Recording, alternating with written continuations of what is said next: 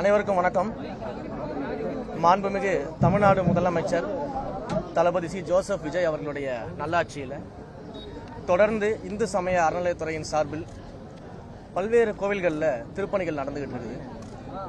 கடந்த காலங்களில் துவங்கப்பட்ட சில திருப்பணிகளாக இருந்தால் கூட பல்வேறு காரணங்களால் அந்த பணிகளில் ஒரு தொய்வு இருந்துகிட்டே இருந்துச்சு. நம்முடைய ஆட்சி அமைந்த பிறகு உடனடியாக அந்த பணிகளை எல்லாம் மிக தீவிரமாக துரிதப்படுத்தி தகுந்த காலகட்டத்துக்குள்ள அந்த பணியெல்லாம் முடிக்கணும் அப்படின்னு மாண்புமிகு தமிழ்நாடு முதலமைச்சர் அவர்களுடைய உத்தரவின் பெயரில் அனைத்து பணிகளும் மிக சிறந்த முறையில் வேகமாக நடைபெற்று கொண்டிருக்கிறது. அந்த வகையில் இந்த ஸ்ரீரங்கத்தை பொறுத்த வரைக்கும் இங்கு இருக்கக்கூடிய 21 கோபுரங்களில் ஒன்றான ஸ்ரீ தாமோதர கிருஷ்ண கோபுரம் என்று அழைக்கப்படக்கூடிய இந்த கோபுரத்தினுடைய பணிகள் கடந்த 2023ஆம் ஆண்டு துவங்கப்பட்டு பல்வேறு சூழலின் காரணமாக அதில் ஒரு சின்ன தாமதங்கள் இருந்தது.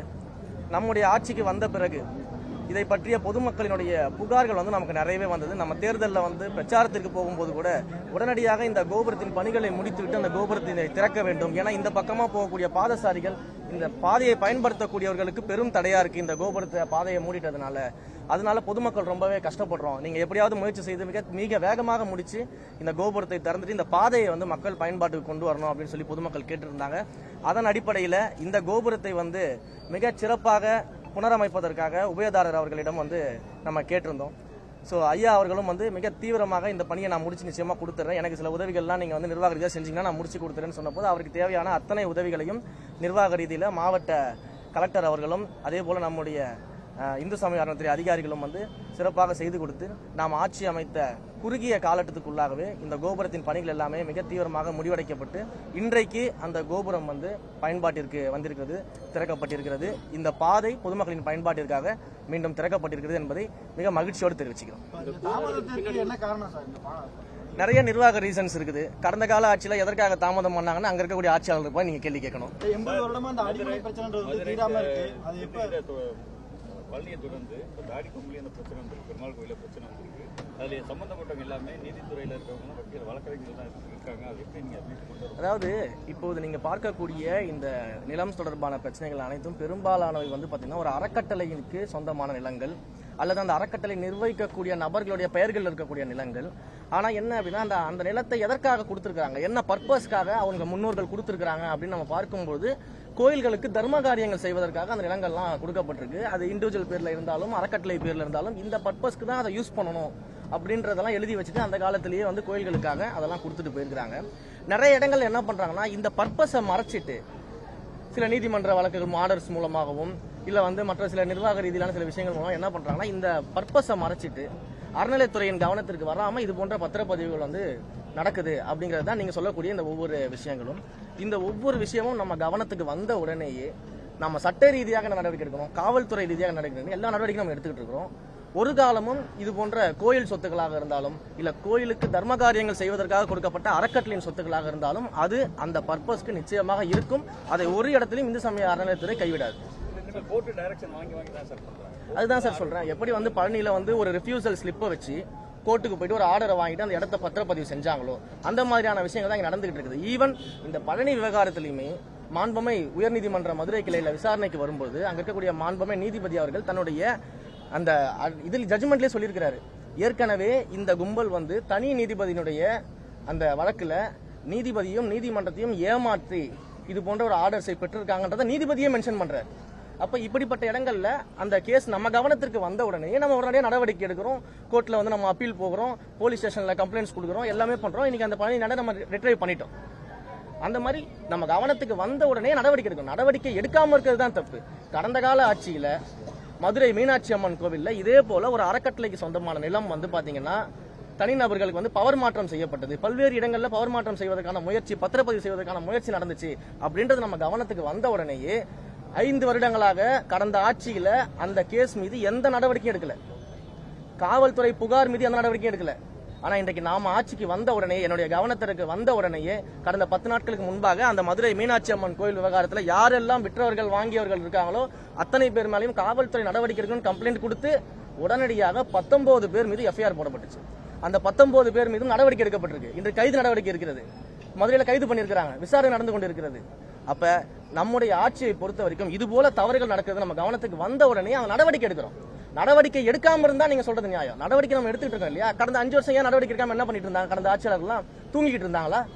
கோயிலை காப்பாத்துறோம், கோயிலை நாங்க தான் மீட்டுறோம், நாங்க தான் வந்து கோயிலை காக்க வந்தவர்கள், நாங்க தான் வந்து கோயில் நிலங்களை மீட்க வந்தவர்கள் பேசினாங்களா கடந்த 5 வருஷத்துல? ஏன் இந்த மதுரை மீனாட்சி அம்மன் கோயில் வழக்குல என்ன பண்ணிட்டு இருந்தாங்க? தூங்கிட்டு இருந்தாங்களா? ஏன் நடவடிக்கை எடுக்கல? ஏன் கைது பண்ணல? இப்ப நாங்க வந்தோன்னு எப்படி கைது பண்ணோம்? அப்ப நடவடிக்கை தான் முக்கியம். கோயில் சொத்துக்களை மீட்பதிலும் அறக்கட்டளை சொத்துக்கள் எந்த பர்பஸ்க்காக கொடுக்கப்பட்டுச்சோ அந்த பர்பஸை நிறைவேற்றுவதிலும் இந்து சமய அறநிலையத்துறை மிக தீவிரமாக கண்ணாக இருக்கிறது.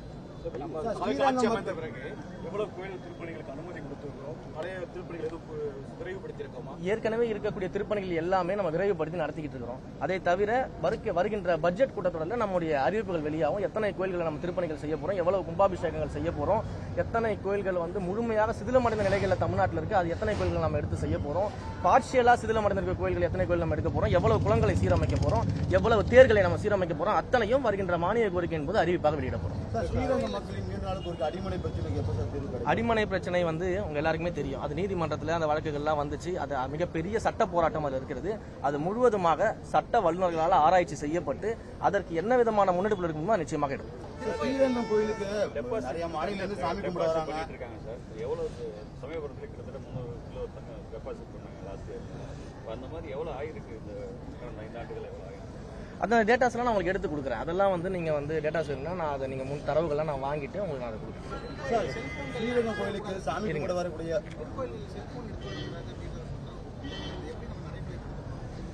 ஏற்கனவே நீதிமன்றங்கள்ல வந்து பாத்தீங்கன்னா கோவில்களுக்குள்ள மொபைல் போன்கள் அனுமதிக்க கூடாது அப்படின்ற ஒரு ஆர்டர்ஸ் இருக்கு. இன்றைக்கு வந்து நம்ம பல்வேறு இடங்களில் சோசியல் மீடியாக்கள்ல பல வீடியோக்கள் வருவதை நம்ம கண்கூடா பார்க்கிறோம். நிறைய கோயில்கள் நிறைய பேர் சொல்லலாம் இதெல்லாம் முன்னாடியே இருக்குது, முன்னாடியே இருக்கிறத திரும்பவும் அறிவிச்சிருக்காரெல்லாம் நேற்று வந்து சில பேர் வந்து கேலி கிண்டல்லாம் வந்து பேசிக்கிட்டு இருந்தாங்க. முதல்ல ஒரு ஸ்கீம் இருக்குது, ஒரு திட்டங்கள் இருக்குதுன்னா அதை எப்படி செயல்படுத்துறன்றதை பார்க்கணும். கடந்த கால ஆட்சியில் அதை செயல்படுத்தவே கிடையாது. இன்றைக்கு கோயில்களில் உள்ள கருவறையில் வீடியோ எடுத்து வெளியில் வருது, கோயிலுக்குள்ளே போகும்போது வீடியோக்கள் வருது. அப்போ இதையெல்லாம் ரெஸ்ட்ரிக்ட் பண்ணுறதுக்கு மிக துரிதமாக திட்டங்களை தீட்டணும். அப்போ நம்ம என்ன சொல்கிறோம், முதல்ல வந்து முதுநிலை திருக்கோயில்களை கையில் எடுக்கிறோம். முதுநிலை திருக்கோயில்களில் அதற்கேற்ற இடமும் அதற்கேற்ற வந்து நமக்கு வருமானமும் இருக்கிறதுனால முதல்ல முதுநிலை திருக்கோயில்களை கையில் எடுத்து வருகின்ற செப்டம்பர் 1ஆம் தேதிக்குள்ளாக முதுநிலை திருக்கோயில்கள் அனைத்துலையுமே பார்த்தீங்கன்னா மொபைல் கவுண்டர்களை வந்து அமைக்க சொல்லி பாதுகாப்பான முறையில் மொபைல்களை பாதுகாக்கக்கூடிய கவுண்டர்களை அமைக்க சொல்லியிருக்கோம். இந்த கவுண்டர்கள் செப்டம்பர் 1க்குள்ள அமைத்து முடித்த உடனேயே அனைத்து முதுநிலை கோயில்களில் முதல் கட்டமாக பொதுமக்கள் வந்து கோயிலுக்குள்ள வந்து மொபைல்கள் வந்து எடுத்துட்டு போய் பயன்படுத்துவதற்கான நம்ம வந்து தடைகளை வந்து நம்ம கொண்டு வரோம். மொபைல் போனை வந்து அங்கே நம்ம கவுண்டர்ல கொடுத்துடுறோம். தயவு கூர்ந்து அனைத்து மீடியா நண்பர்களுக்கும் நான் ஒரு சின்ன கோரிக்கை வச்சுக்கிறேன். இதன் மூலமாக மக்களுக்கும் ஒரு கோரிக்கை வைக்கிறேன். நாம வந்து கோயிலுக்குள்ள சாமி கும்பிட போறது வந்து நம்முடைய மன நிறைவுக்காக போறோம், நம்முடைய மன அமைதிக்காக போறோம். அப்படி இருக்கும்போது கோயிலுக்குள்ள மொபைல் போன் பயன்படுத்துவது அப்படின்றது தேவையற்ற ஒன்று. கோயிலுக்குள்ள வந்து மொபைல் போன்களை பயன்படுத்துவது, போட்டோ எடுப்பது, வீடியோ எடுப்பது தேவையற்ற ஒன்று. நம்ம இறைவனை தரிசிக்க போறோம். அப்ப நம்முடைய எண்ணங்கள் எல்லாம் இறைவன் மேல இருக்கணும். நம்ம எந்த அமைதிக்காக வந்தோம், என்ன பிரார்த்தனைக்காக வந்தோமோ அதன் மேல நம்முடைய கவனம் இருந்தா மிகச் சிறப்பாக இருக்கின்றது. அதே போல பத்திரிகையாளர்களுக்கும் மீடியா நண்பர்களுக்கும் இதன் வாயிலாக ஒரு சின்ன ரிக்வெஸ்ட்டை வச்சுக்கிறேன். நீங்க எல்லாம் நினைச்சீங்கன்னா இந்த பெரிய பெரிய செலிபிரிட்டிஸ் வரும்பொழுது இல்ல முன்னாள் அமைச்சர்கள் இன்னாள் அமைச்சர்கள்லாம் வரும்பொழுது கோவில் அந்த வளாகத்திற்கு வெளியே நீங்க எவ்வளவு வேணா பேட்டி எடுக்கலாம், வீடியோ எடுக்கலாம், எல்லாமே பண்ணலாம். கோவிலுக்குள்ளேயே போய் அவங்க செல்வதை எல்லாம் வீடியோ எடுக்க வேண்டிய அவசியம் கிடையாது. நான் கடந்த முறை பழனிக்கு செல்லும் போது அங்க இருக்கக்கூடிய மீடியா நண்பர்கள்ட்ட சொன்னேன், ஐயா கோவிலுக்கு உள்ள நான் போறதெல்லாம் நீங்க வீடியோ எடுக்க வேண்டாம், அதெல்லாம் அவாய்ட் பண்ணிடுங்க, கருவறை கிட்ட வரைக்கும் வந்து நீங்க வீடியோ எடுக்க வேண்டாம், தயவு செய்து கோச்சிக்காதீங்கன்னு சொன்னேன். மீடியா நண்பர்களுடைய ஒத்துழைப்பு இதற்கு உண்மையிலே தேவைப்படுகிறது. மீடியா நண்பர்கள் கோவிலுக்கு உள்ளாக இது போன்ற செலிபிரிட்டிஸ் வரும்பொழுது இல்ல வந்து முன்னாள் அமைச்சர்கள் இன்னாள் அமைச்சர்கள்லாம் வரும்போது புரோட்டோகால் பீப்புள்ஸ் வரும்போது இது போன்ற கோவிலுக்கு உள்ள வீடியோ எடுப்பதை தயவு செய்து தவிர்த்து கொள்ள வேண்டும் அப்படின்றத உங்ககிட்ட ஒரு அன்பான கோரிக்கையா தான் வைக்கிறேன். நீங்க கோவிலுக்கு வெளியில எவ்வளவு வேணா எடுத்துக்கலாம், பேட்டி எடுத்துக்கலாம், என்ன வேணா பண்ணலாம், அது வந்து கோவிலுக்கு வெளியில இருக்கக்கூடிய விஷயம். கோவிலுக்குள்ள அவர்கள் செல்லும் போது இந்த மாதிரியான வீடியோ பதிவுகளும் போட்டோ பதிவுகளும் தவிர்க்க வேண்டும் என்று உங்க இருகரம் கூப்பி மீடியா நண்பர்களை அன்போடு வேண்டிக்கிறேன்.